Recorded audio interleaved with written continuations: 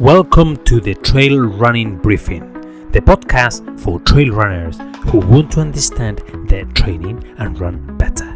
Each week, one clear idea to help you train smarter, stay durable, and perform when it matters. Episode 17: Race with Purpose. The reason that keeps you moving. Why do some runners keep moving when everything starts falling apart, while others with similar fitness begin to mentally check out? In ultra running, we often talk about training plans, elevation, shoes, fueling, pacing, and strength. All of that matters, but there is another question that is just as important. Why this race? Not just how far is it, not just how many points does it give me, not just will it look impressive on Strava, but why does this challenge matter to me? Because when the race gets hard, and it always does, your reason becomes a part of your race strategy. The core idea of this episode is simple. A race with purpose gives you suffering direction. That does not mean purpose replaces training. It does not replace long runs, strength work, downhill practice, pacing, fueling, or recovery. But it can influence how you behave when those things are tested. There is good evidence from sport psychology that the type of motivation we bring into sport matters.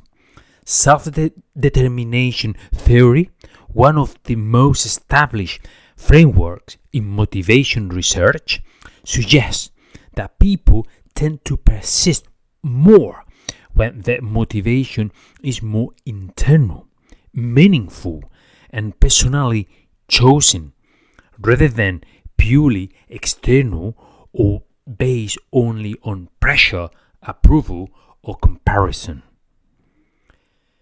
In exercise research, more autonomous forms of motivations are consistently linked with better adherence and persistence. That matters for trail and ultra running because ultras are not just physical events. They are long problem-solving exercises under fatigue. At some point, pace slows, legs hurt, the stomach complains, weather changes, the course becomes more technical, or the mind start asking, why am I doing this? If your only answer is because I sign up, that may not be enough. But if the race connects with something deeper, the answer becomes stronger. Maybe you chose the race because of the landscape. Maybe it's a mountain range you love. Maybe it's a race that scared you for years. Maybe it's a previous DNF you want to understand, not just a race. Maybe it represents a personal transition, a comeback, a challenge after injury, or a way of proving to yourself that you can commit to something difficult. That connection creates meaning. And meaning matters because it changes the way we interpret discomfort. Pain and fatigue do not disappear, but they are no longer random. They become part of a story you already accepted when you enter the race. This is also where goal setting matters.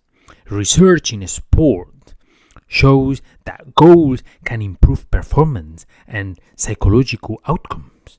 But the best goals are not only outcome goals like finishing time, position, or ranking. Process goals, the things you can control during the race, are especially useful because they keep attention on actions rather than panic.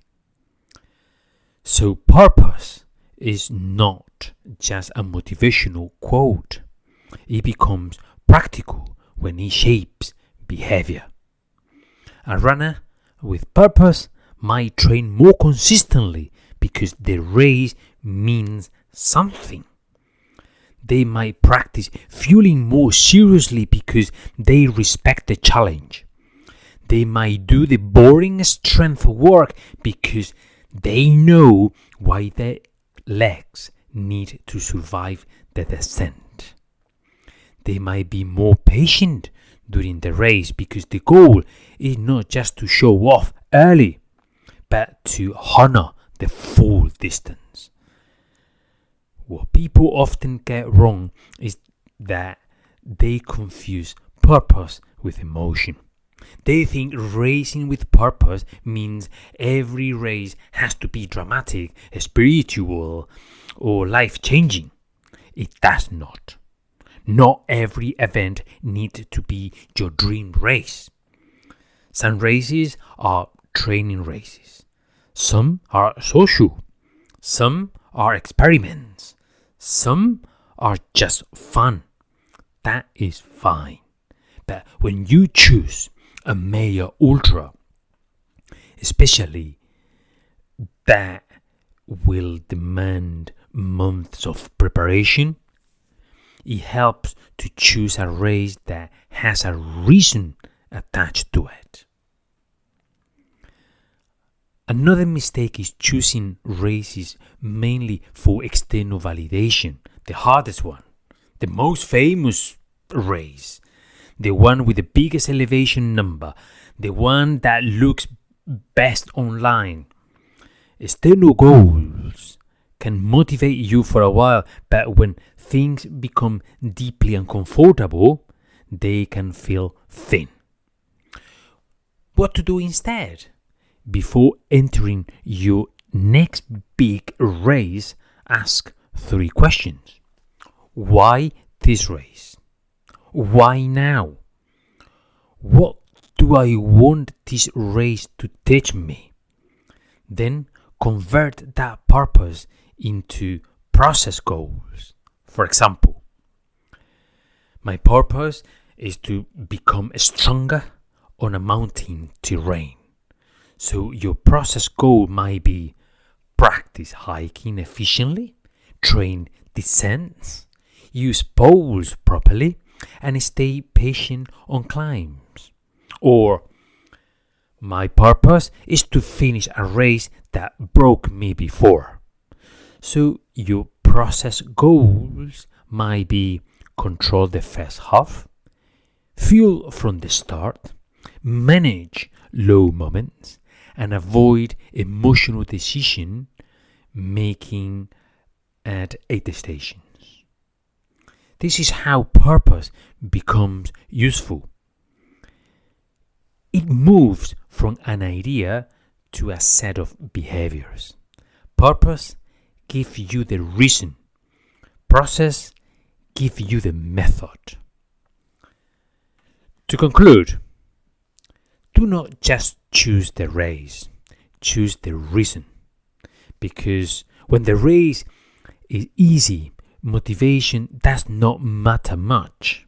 But when the weather turns, your legs are heavy, your stomach is uncertain, and your mind starts negotiating, you need something stronger than excitement. Purpose will not make the race comfortable. It will not replace fitness, but it can help you stay calm, patient, and committed when the easy motivation has disappeared. So before your next big ultra, ask yourself, when this get hard, what reason will I hold onto? The answer might become your strongest piece of kit.